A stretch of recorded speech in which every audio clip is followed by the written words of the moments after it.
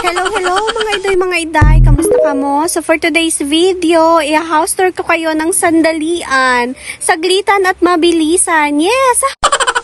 Charot mga iday, mga iday. So pupunta nga tayo doon sa isang bahay. I-house tour ko nga kayo dito sa Washington, D.C. Huy! D.C. Paranaque lang po yun. Huwag tayong pumunta ng Amerika, wala tayong pamasahe doon. My gosh!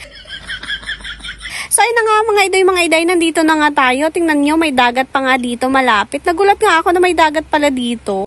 Tapos ayun na nga mga iday, nandito na nga tayo. Mag-fill up muna tayo ng form dito kasi hindi tayo pwedeng basta-basta na lang umakyat doon sa unit na pupuntahan natin.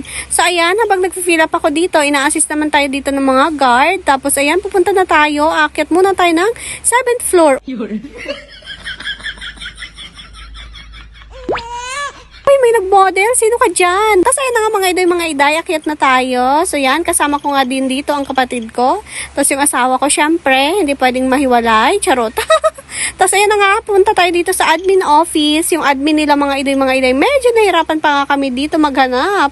Pero ayun, okay naman. Tapos ayun na nga mga iday, nandito na tayo sa unit na pupuntahan natin. So syempre, tingnan nyo, napaka-high-tech ng kanilang pinto. O, ayan, ha, nagulat pa nga ako dyan. Ayun mga iday, tingnan nyo, ang ganda-ganda ng bahay, 'di ba? Gusto ko rin ng ganitong bahay, nangangarap din ako ng ganitong bahay. Ang ganda-ganda, simple pero maganda, napaka-aesthetic lang tingnan. O siguro kasi wala pang masyadong gamit. Pero maganda talaga siya mga iday. O tingnan nyo, lahat yan, may mga foam na yan, may mga gamit na yan, talagang ikaw na lang talaga yung titira. Pero pwede rin kami na lang, ha? Tapos ayun na nga mga iday, yung bahay na ito ay hindi naman talaga sa amin, sa boss namin ito. Bali nandito lang kami kasi may hinahanap kaming gamit na pinapakuha niya. Yun ay ang double deck kasi ilalagay namin doon sa kabilang building niya. Doon naman sa, kasi may titira na rin doon. So kaya kailangan namin kunin yung double deck na yon.